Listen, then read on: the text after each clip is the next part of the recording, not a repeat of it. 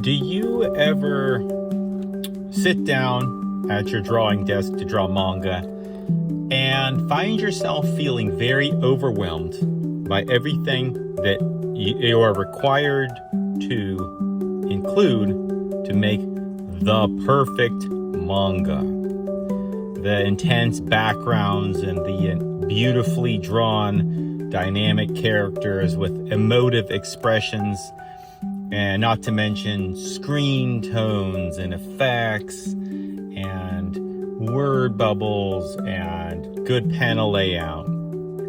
Well, I do that, and if you're anything like me, you do that. But I have realized that it is extremely helpful to don't just think about what you think is involved in a good manga, but actually look at it, study it, and analyze it to see exactly how the mangaka creates their work of art. So that's what I'm gonna do here with this one. This is Your Lie in April, Volume 1, thanks to my local library. I have not read this manga. I have avoided watching the anime because it looks sad, and I do not do sad very well. One of my children checked this book out at the library, and I started to look at it. I was actually supposed to return it, and then I made the mistake of starting to look at the artwork, and rather than return it, I moseyed into the library and renewed it, so I would have a little bit of time to look at it with you guys. And for my own good too. So I am just going to pop open a random chapter. I guess it wasn't random. This is where the library receipt was located. So I'm going to do a panel by panel analysis using all of the skills that I learned in art school. And from what I've learned from different online courses I have taken. So we start out, first of all, manga is designed to be read in 2-page spreads. So they like to have it as a 2-page spread. So this really is your complete canvas. So I'm going to be looking at them as a complete 2-page spread, and then look at a panel by panel. So in this page here, this is the first page of the chapter, so this one is essentially blank. The first panel here, well, I have 5 panels total, and the author is very purposeful. So first we are seeing a scene that tells us we have 1, 2, 3 characters walking outside, and we even get a feeling for what the weather is like. It is a sunny day. Now they are showing just some simple they drew their characters, and then they laid over it a grayscale, or a gray I'm drawing a blank on the word, gray screen tones, and then they erased out the necessary parts to create the pattern of leaves. Then the second panel, so see, first we have people walking outside and the first character is speaking. The second panel, we get to see a response to the first question and an introduction of our first character that's in this scene. And I don't remember the name of this girl. Now, if you look at this panel, here we have, looks like maybe some kind of a street view, and then this very clever use of screen tones that makes you feel like they actually drew a lot. Really, they drew very little. They drew a part of a leg, a hand, a foot, another foot, and that's it. This one, there is literally no background except for, once more, they used their screen tones to create a design in the background. And then they have the character's head. And then we introduce the other characters, and we have a change of mood. We begin these first two, you get the feeling of like a lazy walk in the sunshine. And this person, they realize that the place they need to go is, they need to be there in 10 minutes. And so the artist, once again, drew no backgrounds, but they used just speed lines to change the mood of suddenly we're going very fast. And then true to good manga writing skills, they zoomed in on the faces. So the key is for manga is to take the reader on an emotional journey and to help the reader really be keyed in and emotionally experiencing the story with the characters. It's a very emotionally immersive experience. And so in this case, they used the speed lines to create that sense of urgency, and they zoomed in on the characters' faces. And also this serves another purpose, is that we get to see who all is in this scene. So we got the little girl who plays that flute piano instrument deal, Mr. Sports Guy, Mrs. Sports Girl, and then our main character pianist fellow. And then we have a change of mood once more. And this shows, so this girl, or these three people were prepared to become really, worried and tense, and we see the speed lines. And then once more, we have a massive change of mood. This person, she is still having a lazy summer stroll or spring stroll or whatever season this is. And we see her emotions. There's a very strong contrast in emotions. And once more, to show that, they zoom into the character's face. There's some creative paneling, and we get the full scene of everybody. And this picture here too shows that we get to see that they're hurrying to where they need to go. We see tense expression, tense expression, tense expression, and tense body language. And except for her, she is very chill. Once more, I want to draw attention to the fact that there is no background here. And then we have the next panel is this long angular one. And they do use the shaped word bubbles to express the feeling of urgency. And they continue with that pattern here. And they've changed the scene here. That's what this is. This is a transition panel that's showing that we're changing from the unillustrated and unshown street to now we're at a building here. We got the sky. Once more, it's gray screen tones that have been removed, or maybe this was a screen tone pattern that they had, that they just like pasted in there like they do. Maybe this was erased out, but the point is, this is two tones. That's it. White and then your gray color. And then they have a really, really simple suggestion of a building. So if you're an artist who is scared of drawing perspective, don't be, because like this, that I don't even know if that qualifies as perspective, other than it suggests, oh, we're looking up at a building. And then they used very simple shapes and tones.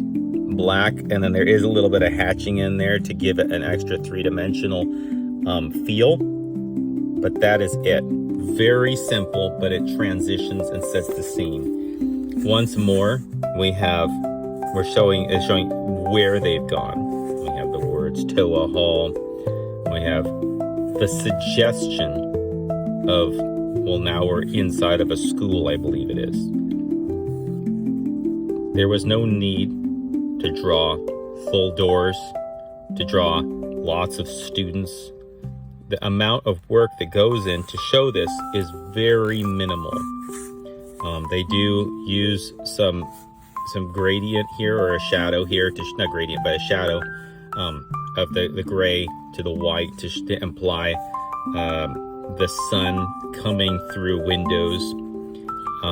And there is some very basic shading.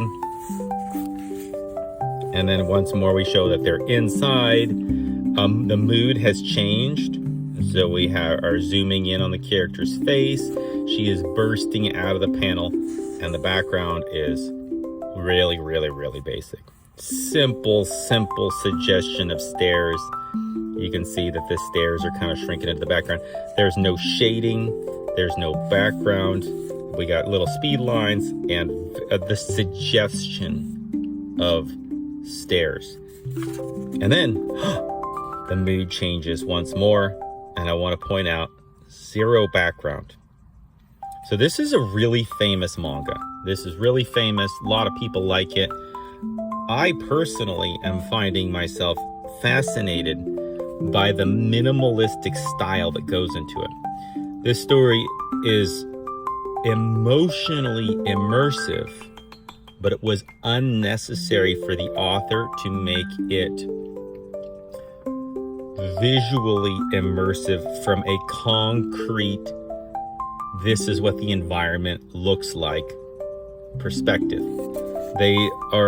It's very much a character-driven storytelling style, very emotive, and because of that, there is enough suggestion of what's going on that we feel like we're there with the characters, but the real reason that we don't notice is because we've been carried on an emotional journey with these characters of, oh, what time were we supposed to be there? And we've all been here too, so we can identify. And then, oh no, we're running late. And then there's the carefree one. And then we're hurrying, and then we've arrived. And then, surprise, this is a page turn, makes you are so emotionally engrossed in the character's feelings that now you want to see what's happening in the next page. And we see that there's everybody there. There's everybody there. There's people talking. And so once more, we have a very simple. And so first we're greeted with the visuals, but we haven't actually, it doesn't actually explain, this doesn't explain why that character, why her mood changed so quickly.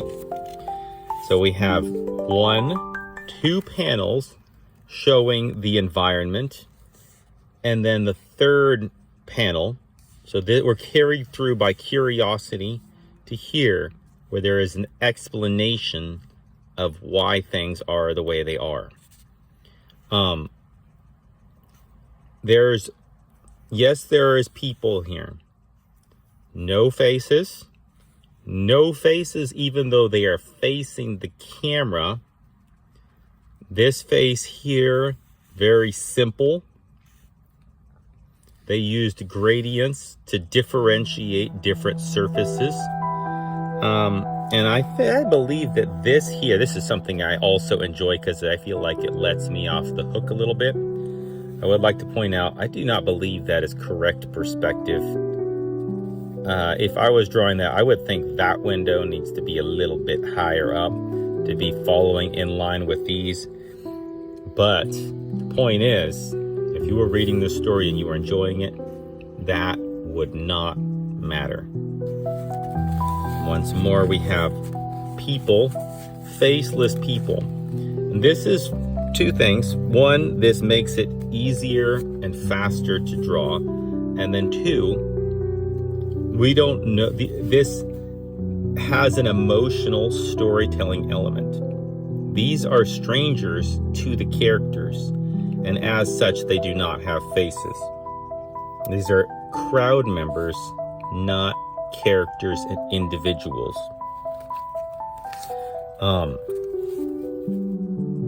And the background here, there is a little bit more fancy stuff. We got this like handrail sort of thing here. We got some stairs and some sandwich board signs, just setting the scene. And then we have a close-up.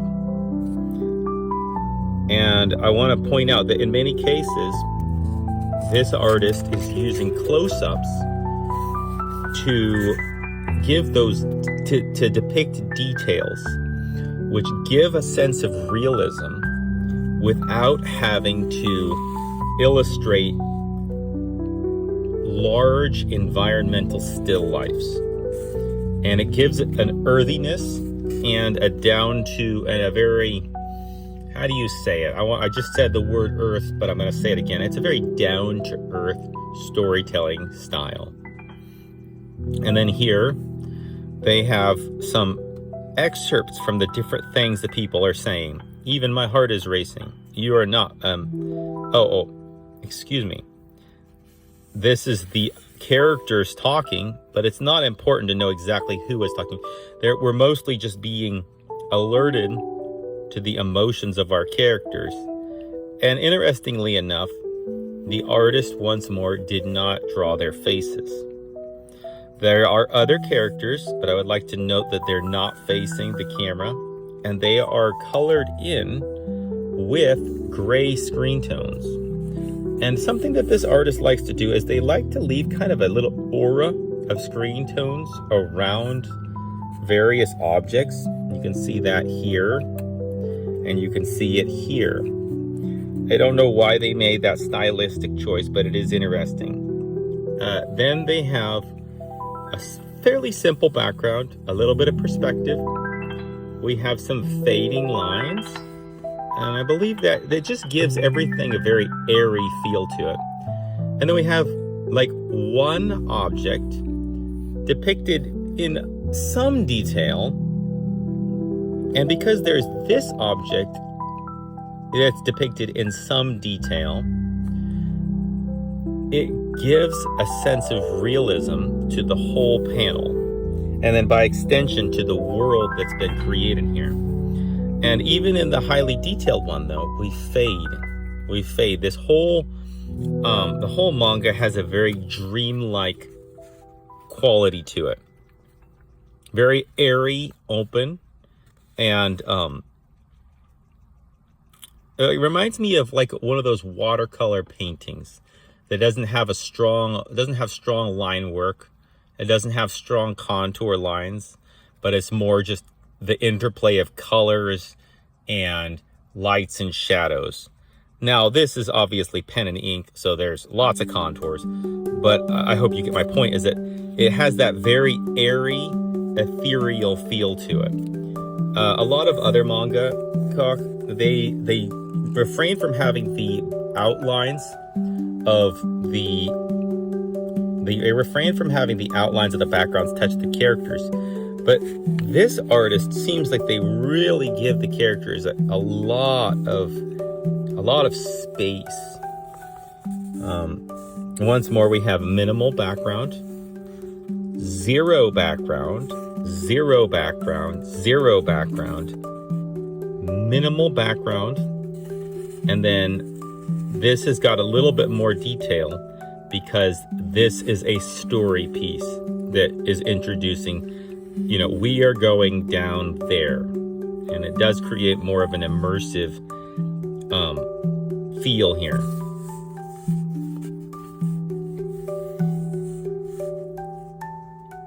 And there's an emotional journey here as first one character leaves, then these two characters leave, and the fact that there's no backgrounds, first of all, makes it easy to draw. We like that. But second of all, it's a storytelling piece because he is all alone, and he's all alone, and he is all alone, even though there's other people around him. But I want to point out that besides the extra contrast in his character, helping him stand out from the other people, they're all gray, they're shadowy, they have no faces, they're facing away from him as well. And something interesting is that I know that when I was in graphic design school, they would talk about, having some shadows and stuff under objects to ground them.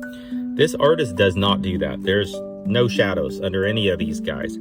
And I'm sure that if you do see shadows, it's playing if we do see shadows later on in the story, it's probably going to be it's probably a storytelling element.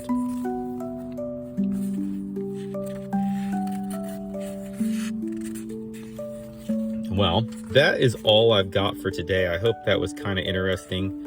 It sure helps me to really analyze manga as a piece of artwork, just like you do in an art appreciation class where you actually look at it, analyze it, and see, okay, how did the artist get what they got? What concrete methods did they use to create this piece of craftsmanship? Because drawing in manga, that is craftsmanship. Just like building a house is craftsmanship. If you want to learn how to build a wall, you find out what pieces of lumber were used, how they were cut, how they were fastened together, what kind of fasteners were used. And then it's also helpful to find out what tools were used. In the same way, we can do that with manga. You can look at it and you can say, so this is the effect they got. How did they get that effect? And if we understand what the artists did to get the effect, and if we want to get that same effect in our own manga, all we have to do is imitate them. Because we have a lot of very good examples that have come before us, and all you have to do is learn from them and emulate them. And just like you can make many different kinds of food dishes with eggs, flour, water, and sugar, same way, if you understand the different ingredients that were used by your favorite mangaka, then you can do it yourself. And I also, this is kind of therapeutic for me, I like to see where other mangaka have cut corners or when they've just made when they've made some sloppy decisions. Because occasionally you'll see it. You'll see, errors in perspective. And I like it because it makes my heroes seem more human and not so far out of reach. And I want you to know that if they did it, you can do it too.